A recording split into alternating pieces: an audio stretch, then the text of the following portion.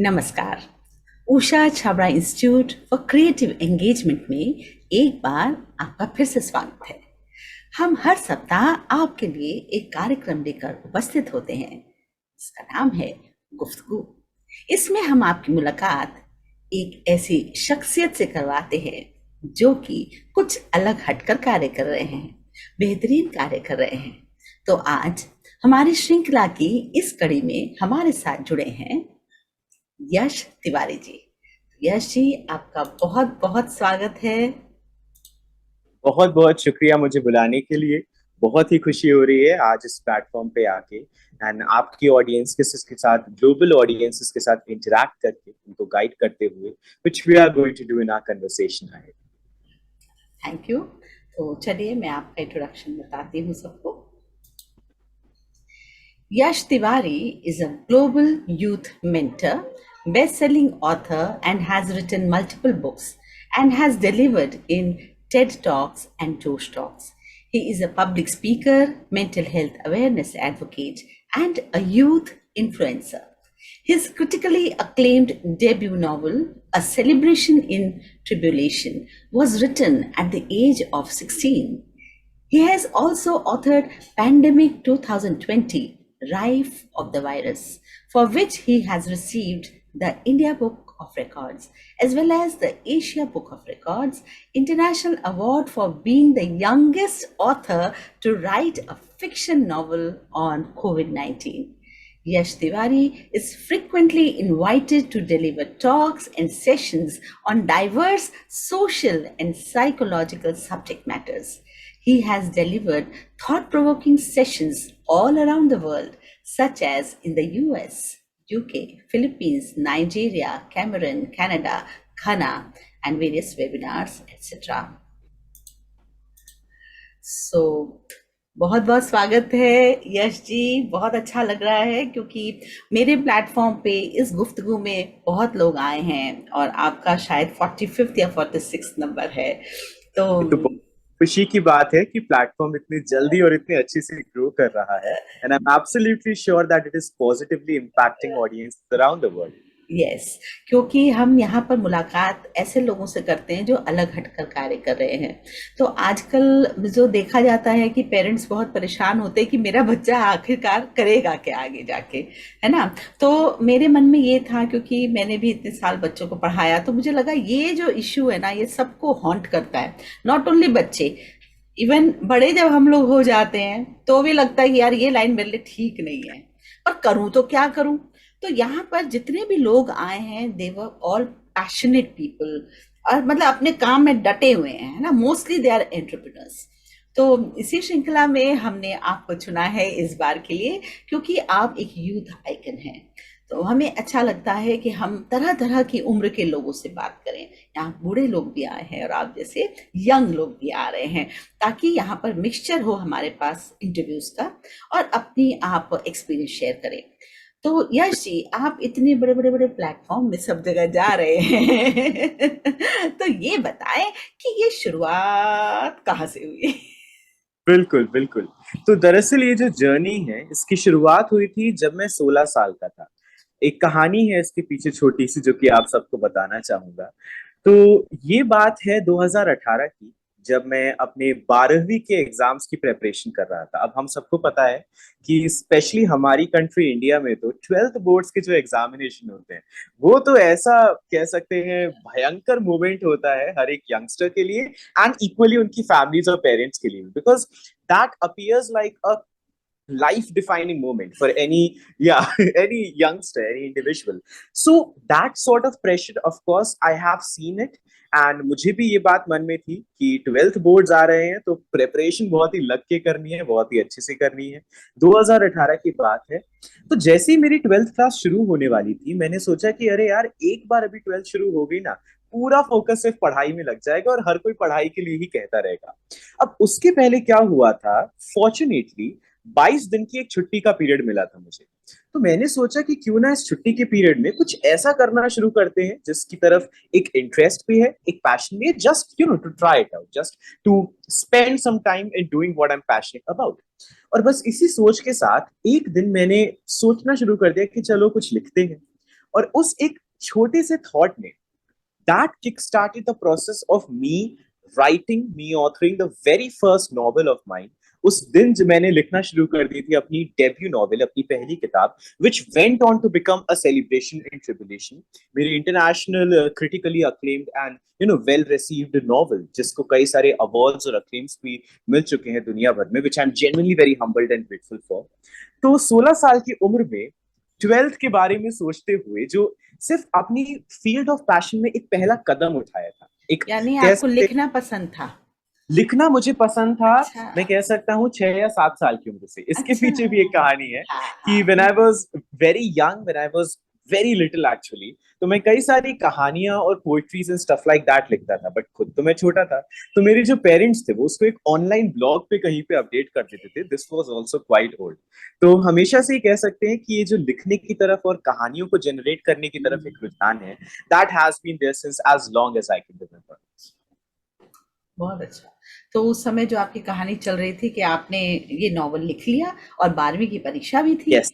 फिर आगे क्या यस, हुआ? बिल्कुल बिल्कुल। तो जैसा कि मैं बता रहा था कि मैंने इस किताब को लिखा और 22 दिन के रिकॉर्ड समय के अंदर लिखा, विच received a lot of attention from around the world, because ना केवल एक 16 साल के बच्चे ने किताब को लिखा था, बट एक बहुत ही कम समय में भी।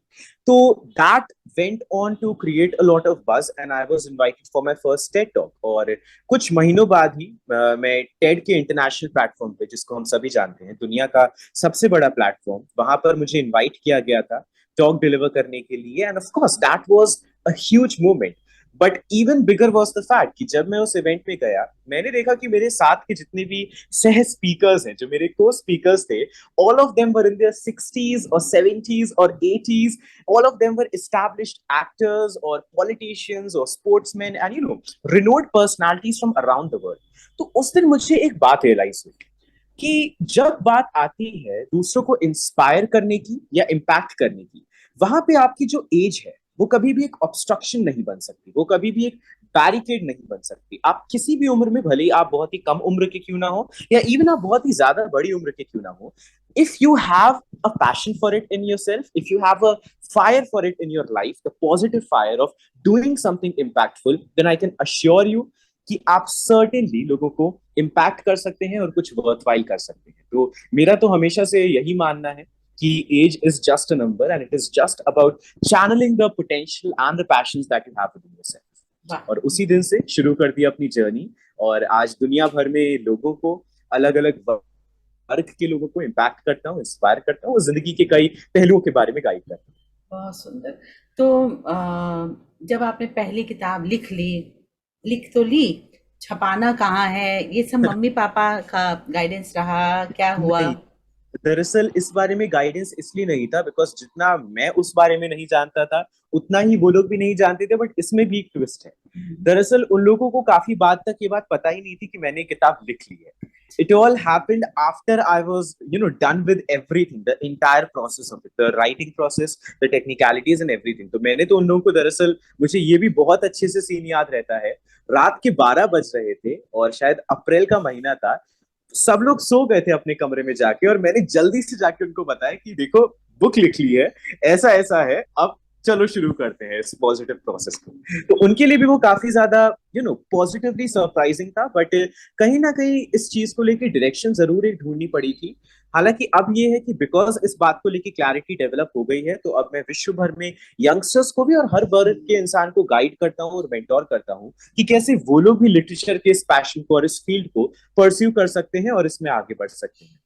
तो आप क्लासेस लेते हैं बुक राइटिंग की, स्टोरी राइटिंग की, बताइए Yes. आप किस तरह का काम कर रहे हैं ताकि हमारी यंग जनरेशन जो लिखते हैं, खासकर those who are really motivated to write but they don't have the direction, तो आपने क्या मतलब किया, थोड़ा छोटा से हम बिल्कुल, बताएंगे। एब्सोल्युटली।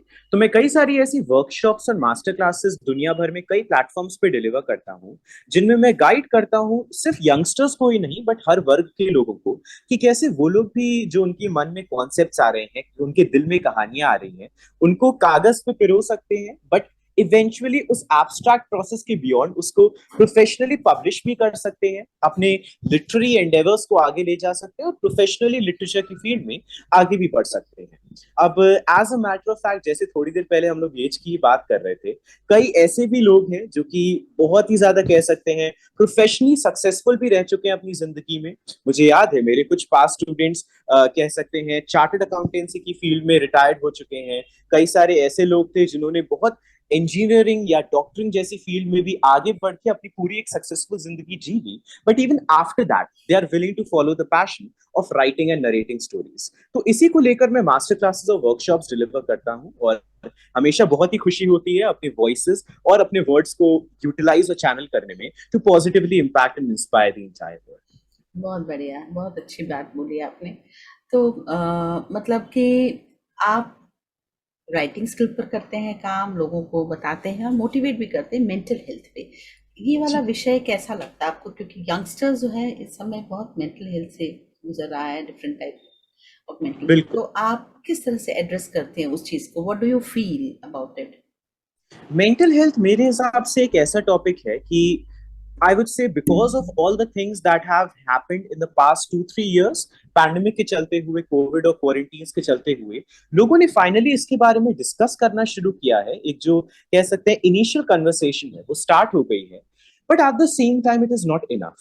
बिकॉज जो बैरिकेड्स हमारी मेंटल हेल्थ के अराउंड खड़े हुए हैं, जो स्टिग्मा अभी भी हमारी साइकोलॉजिकल वेलबींग के अराउंड खड़ा हुआ है, that is too high and too strong to be broken down in just a single, let's say, conversation or just a single dialogue. तो मेरा हमेशा यही मानना होता है, और मैं इस बात को हमेशा प्रीच भी करता हूँ, कि जब हम मेंटल हेल्थ की बात करते हैं, आपको इसके बारे में लोगों से सीखना और जानना तो है ही, बट एक ग्रास रूट लेवल पे आपको अपने जो व्यक्तिगत लेवल पे कनेक्शंस हैं, भले वो फ्रेंड्स हो, चाहे फैमिली मेंबर्स हो, चाहे कलीग्स हो, या किसी भी तरीके के लव्ड वंस हो, आपको उनको भी उस बात को प्रोपोगेट करना है। You have to propagate the message that you are there for them, and you have to propagate the message that mental health is not something जो कि बहुत ज्यादा स्टिग्मेटाइज रहने की जरूरत है। दिस इज अ टॉपिक जिसके बारे में बहुत ही कन्वीनियंटली, बहुत ही ओपनली और बहुत ही फ्रीली बात की जा सकती है। It is just about taking that initiative which even in the modern times we see that it is missing to a certain degree। हम ये मान सकते हैं कि आज दुनिया बहुत ही आधुनिक हो गई है, बहुत ज्यादा एडवांस हो गई है, ना केवल technology but even on a cultural level, even on a society के लेवल पे हम कह सकते हैं आइडियोलॉजीज बहुत ज्यादा मॉडर्नाइज हुई हैं, but still mental health remains to be a topic that is yet to be uncovered and discussed in its full capacity। तो इसी बारे में मैं सेशंस और अपनी टॉक्स में भी डिस्कस करता हूँ कि कैसे हम लोग मेंटल हेल्थ के ऊपर और कंस्ट्रक्टिव डिस्कशंस कर सकते हैं। सिर्फ और सिर्फ क्वेश्चंस को ही ना उठाएं, लेकिन उनके आंसर्स को भी ढूंढने का प्रयास करें। And most importantly, grass root level पे हर इंसान जो जितना बात कर सकता है इसके बारे में, जितनी अवेयरनेस स्प्रेड कर सकता है, that initiative certainly should be taken. तो इसी बारे में मैं प्रीच और गाइड भी करता हूँ। तो कई बार बच्चे आते होंगे आपके पास अलग से, जब आपकी टॉक सुनी मोटिवेट तो हो गए, but they don't want to actually speak out. तो उस समय वो, अब सर मैं क्या करूं, मैं ये परेशानी है, ये परेशानी, इवन ईमेल्स भी आते होंगे। तो कोई ऐसी घटना याद आती है कि आपने उसको काफी दिनों तक काउंसिल किया एंड देन थोड़ा सा उसको बेटर फील हुआ? एब्सोल्युटली, एब्सोल्युटली, ऐसे तो इतने केसेस रह चुके हैं, क्योंकि देखिए होता क्या है कि जब मैं डिवर्स टॉपिक्स पे टॉक्स और वर्कशॉप्स देता हूँ, या सेशंस और सेमिनार्स बहुत ही विभिन्न तरीके के विषयों के ऊपर मैं डिलीवर करता हूँ, तो इवन जो यंगस्टर्स भी रीच आउट करते हैं अपने क्वेश्चंस को लेके या अपनी क्वेरीज को लेके, वो भी बहुत ही डिफरेंट होती है। कई बार कुछ बच्चे ऐसे हैं जो कि इवन अपनी क्रिएटिव राइटिंग की जर्नी को फॉलो करना चाहते हैं, लेकिन या तो उनकी फैमिली उनको सपोर्ट नहीं कर रही, या उनको जो टेक्निकलिटीज होती हैं एक ऑथर बनने की वो समझ में नहीं आती। कई बार ऐसा होता है कि कुछ बच्चों के साथ स्पेसिफिकली मैं तो कहूंगा, ये तो एक ऐसी चीज है जो कि बहुत ही ज्यादा देखने को मिलती है, कि वो बताते हैं कि उनके अंदर कितने सारे क्रिएटिव कॉन्सेप्ट्स हैं, कितने यूनिक आइडियाज हैं, बट कैसे वो अपनी बातों को दूसरों के सामने प्रेजेंट नहीं कर पाते। जो कम्युनिकेशन स्किल्स एक बहुत ही ज्यादा इंपॉर्टेंट चीज मानी जाती है आज के जमाने में, that is something which is still missing in most of the youngsters. तो मेजरली जब भी यंगस्टर्स रीच आउट करते हैं, मुझे देखने को मिलता है कि ये जो कम्युनिकेशन स्किल्स का टॉपिक है, इसको लेकर ही उन्हें सबसे ज्यादा कंफ्यूजन होता है, सबसे ज्यादा डायलेमा होता है। और मैंने as a matter of fact इस विषय के ऊपर कई सारी जोश टॉक्स और कई और भी सेशंस और टॉक्स भी डिलीवर की हैं, because this is something which I personally feel very much connected with as a public speaker speaker and as a motivational speaker मुझे हमेशा ही बहुत खुशी होती है और बहुत ही अच्छा लगता है अपने शब्दों को, अपनी वाणी को यूज करते हुए in the form of public speaking to positively impact the world, and at the same time उसको यूटिलाइज करना to guide others about how they can also develop their communication skills. ये भी मुझे कह सकते हैं खुशी होती है करते हुए हमेशा, और इसके बारे में गाइड करके बहुत ही अच्छा लगता है यंगस्टर्स को। तो आप जो आज मोटिवेशनल स्पीकर हैं, इतनी जगह बोलते हैं, क्या आपको भी पहले डर लगता था? Absolutely, absolutely. ये देखिए, ये एक ऐसी चीज है जो कि आपने अधिकतम लोगों को बोलते हुए सुना होगा कि they are very confident in the present tense, but उनकी जिंदगी में एक फेज था जब वो उतने ज्यादा कॉन्फिडेंट नहीं थे। And I remember, and this is something which I have been very candid about. मैंने इसके बारे में as a matter of fact अपनी पहली जोश टॉक ही डिलीवर की थी, एंड कई सारे और भी इंटरव्यूज में मैंने मेंशन किया है इस फेज ऑफ लाइफ के बारे में अपनी जिंदगी के। बट मुझे बहुत ही अच्छे से याद है कि जब मैं मुश्किल से 12 या 11 साल का था, एक ऐसा समय था स्कूल में, ये बहुत ही पुरानी मैं बात कर रहा हूँ, 2010 या 11 के समय की, जब डर लगता था लोगों से बात करना तो दूर की बात, स्ट्रेंजर्स से बात करना दूर की बात, लेकिन इवन अपनी क्लासमेट से भी इंटरेक्ट करने में झिझक होती थी, एंजाइटी होती थी। इवन अपने टीचर्स के क्वेश्चंस को भी रिस्पॉन्ड करने में बहुत ही ज्यादा अंदर से नर्वसनेस फील होता था, और एक कह सकते हैं रेस्टलेसनेस फील होती थी। एट द सेम टाइम कह सकते हैं जो एक साइकोलॉजिकल क्लैरिटी होती है, वो इस बात को लेकर जरूर थी कि communication skills is one thing, but जो कॉन्फिडेंस बिल्डिंग है वो जरूरी है। वो इसलिए नेसेसरी इंपॉर्टेंट है बिकॉज कम्युनिकेशन स्किल्स में तो ऑफ कोर्स आपको इस कॉन्फिडेंस की जरूरत पड़ेगी ही, बट जिंदगी के हर एक फेज में, भले ही वो अपने प्रोफेशन को आगे फॉलो करना हो, या अपने स्कूल का कोई एग्जामिनेशन अच्छे से देना हो, या किसी सब्जेक्ट को अच्छे से प्रिपेयर करना हो, या what ever that might, confidence आपको नेसेसरली अपने अंदर से रिक्वायर्ड होता ही है। तो उस समय जो इस पर्टिकुलर पॉइंट को लेकर एक इंपॉर्टेंस समझ में आई थी, एक कह सकते हैं जागरूक हो गया था इस फैक्ट को लेकर, even at a young age, कहीं ना कहीं उसको मैं इवन अभी भी कैरी फॉरवर्ड करता हूँ जब भी मैं यंगस्टर्स को पर्टिकुलरली गाइड करता हूँ, और हमेशा इस बारे में कहता हूँ कि when it comes to feeling anxious, it is just about building up that confidence that you necessarily require in all the phases of your life. तो आपके क्वेश्चन को आंसर करते हुए, definitely there was a phase जब बहुत ही ज्यादा लोगों से बातचीत करने में भी झिझक होती थी, बट अब ये है कि जब भी मैं उस बारे में सोचता हूँ या किसी यंगस्टर को देखता हूँ ऐसे फेज में, हमेशा बहुत ही कैंडिडली उनके सामने इस उदाहरण को तो रखता ही हूँ, बट इस बात को भी रखता हूँ कि there is always a bright end to every dark tunnel that you might be caught up in, and there is always a way to improve yourself and to advance yourself. It is just about exploring the world within as well. बहुत सही बात बोली आपने कि ये बहुत ज़रूरी है। तो उस समय किसी ने आपकी हेल्प की कि स्वयं ही लाइट आ गई, कैसे हुआ? मैं देखिए, होता क्या था कि I mean of course I am very fortunate to have a family that is very supportive. I mean 12th के समय में भी फिर से मैं वही एग्जाम्पल उठाऊंगा जल्दी से। तो जब मेरे साथ के जो सहपाठी थे, मेरे स्कूल मेट्स थे, they were absolutely focused on the studies, and they were also being forced by their families and parents to do so.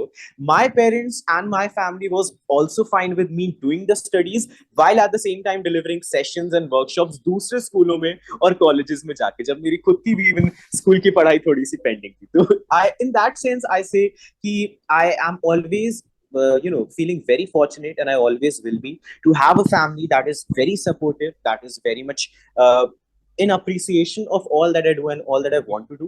तो इवन उस फेज में भी कहीं ना कहीं मैं ये बात तो जरूर ही कहूंगा कि ये जो रियलाइजेशन अभी मैंने कॉन्फिडेंस के बारे में आपको बताई, या इंपॉर्टेंस ऑफ कम्युनिकेशन स्किल्स के बारे में बताई, उनका सपोर्ट ट्रांसफॉर्मेटिव फेज में जरूर रहा। कि अगर वो ये देख रहे हैं कि हाँ मैं इस फील्ड को आगे परस्यू करना चाहता हूँ या इसमें आगे बढ़ना चाहता हूँ, then they have always been there with me in that.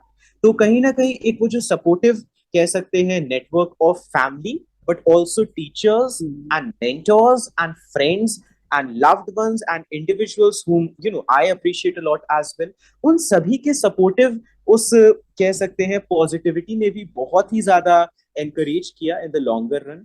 And at the same time, जैसा कि मेरा हमेशा ही मानना है कि जरूरी होता है उस ऑप्टिमिस्टिक अप्रोच को अपने अंदर बिल्डअप करना, whatever the phase of your life might be। and यहाँ पे हम लोग सिर्फ इस पर्टिकुलर एक यंगस्टर की बात नहीं कर रहे इन एन एंशियस फेज, यहाँ पे हम लोग बात कर रहे हैं जिंदगी के किसी भी पहलू की।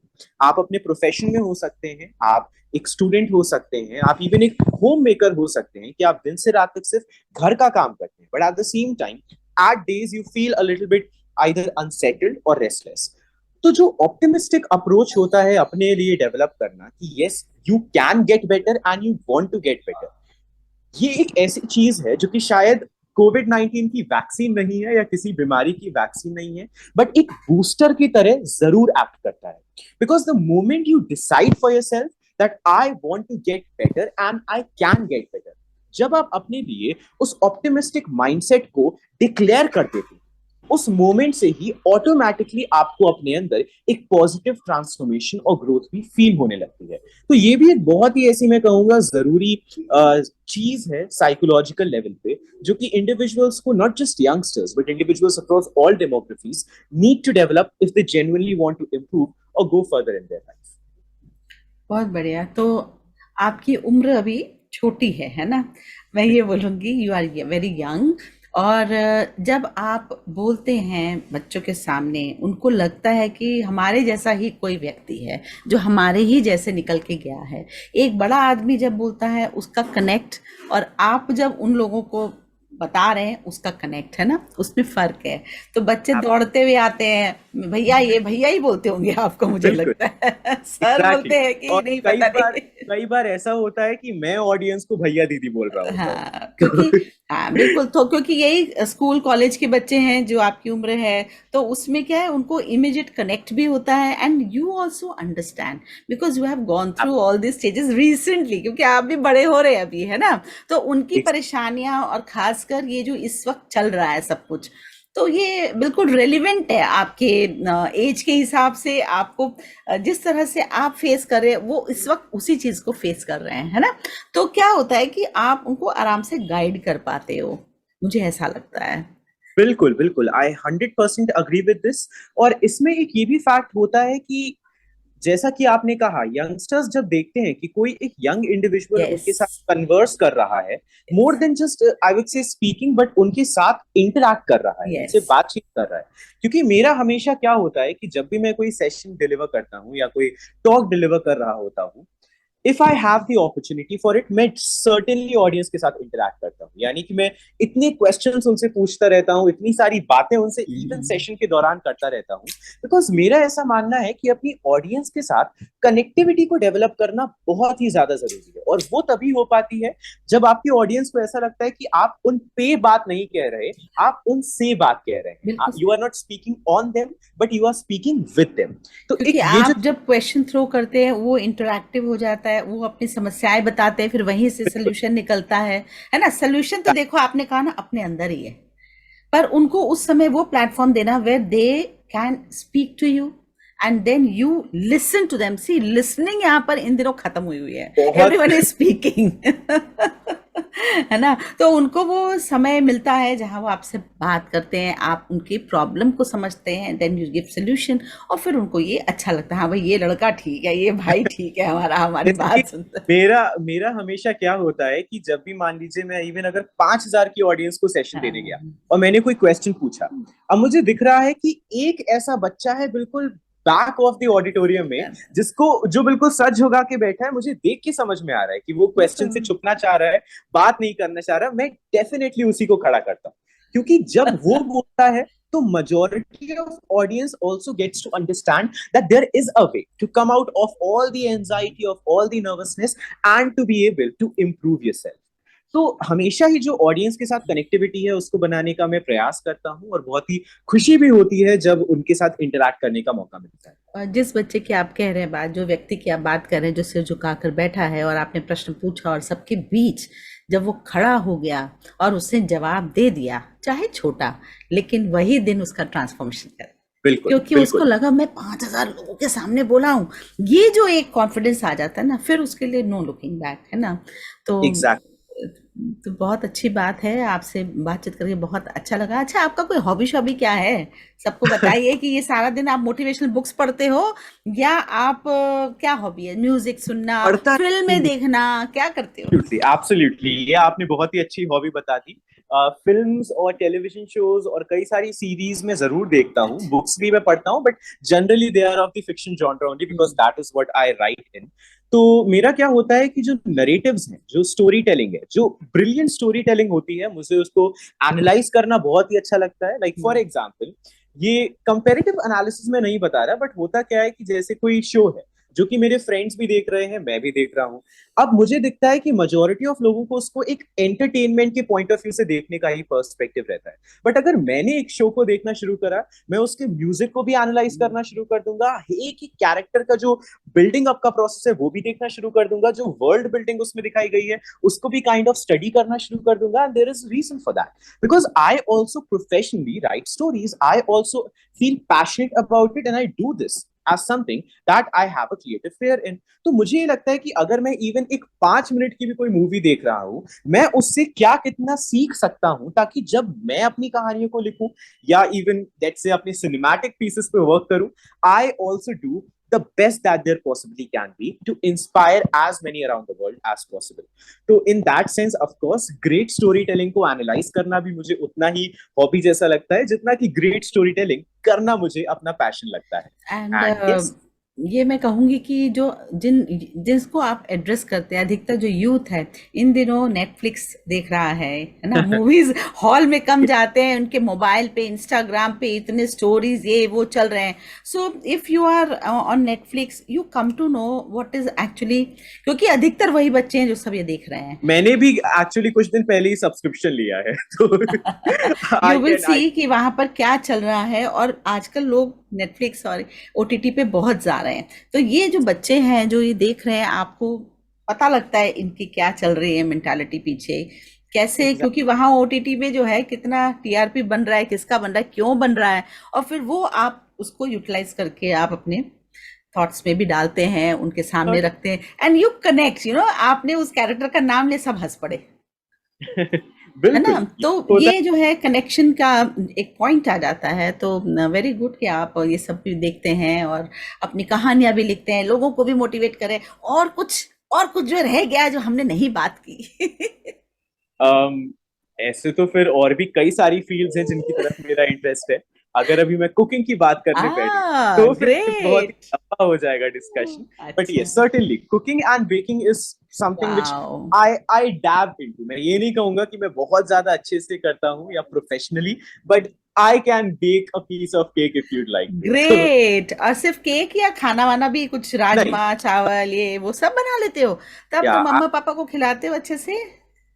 I mean whenever I cook तो फीडबैक तो अच्छे ही मिलते हैं। Because it's a life skill, it's a life skill. अरे कहीं भी बिल्कुल, आजकल बच्चे जा रहे हैं, लड़का लड़की का भेद छोड़ के भैया सभी को घुसना है किचन में ताकि सर्वाइवल। Absolutely। आप मुझे ये बताइए, क्योंकि आजकल तो हम लोग यंगस्टर्स के साथ क्या देखते हैं कि उनका 12th हुआ नहीं या इवन 12th के पहले भी हॉस्टल पकड़ के वो चले गए बाहर बिल्कुल पढ़ने के लिए। बिल्कुल बिल्कुल। मेजोरिटी ऑफ लोगों का ये हो रहा है। अब 3-4 इवन अगर जैसे पीजी में हम लोग देखते हैं, लोग साथ में यंगस्टर्स रह रहे होते हैं, उन लोग को भी तो अपना पूरा खाने की अरेंजमेंट करनी पड़ती है, right. Even with in a very stringent budget उनको अपनी सारी जो एडिबल्स हैं, सारा कंजम्पशन है, उसको मैनेज करना पड़ता है। तो ऐसे में खुद कुक कर पाना आपके लिए फीजिबल भी बन जाता है, आपके लिए अफोर्डेबल भी बन जाता है, मोस्ट इंपॉर्टेंटली आपको डेवलप करता है as a person, because you start understanding how much it actually you know is of importance to you as a person. जब आप उस खाने को खा रहे हैं, आपको उसकी वैल्यू भी समझ में आती है। तो इन जनरल मैं यही कहूंगा कि ऐसे तो हम लोग हर एक विषय पे ही बहुत ज्यादा एब्स्ट्रैक्ट बातें निकाल सकते हैं, बट कुकिंग को लेकर एक मेरा बहुत जरूरी। जेन्युइनली ऐसा मानना है कि ये आपके लिए एक मेडिटेटिव प्रैक्टिस भी बन सकती है, ये आपके लिए एक इम्पॉर्टेंट स्किल भी बन सकती है।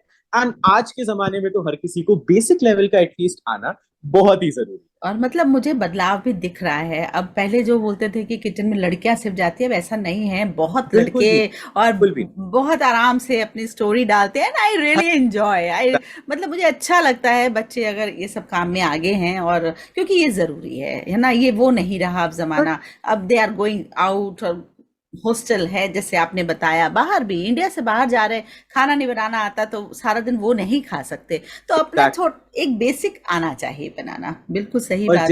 इसमें एक और मैं बहुत ही इंपॉर्टेंट पॉइंट उठाना चाहूंगा, हालांकि हम लोग अपनी कन्वर्सेशन से काफी शिफ्ट हो गए हैं, कोई बात नहीं। स्टिल नहीं, कुकिंग की जैसे कन्वर्सेशन, दिस इज गुफ्तगू, just exactly talking out. There's no question answer, no absolutely topic type. It's and just a personality unveiling.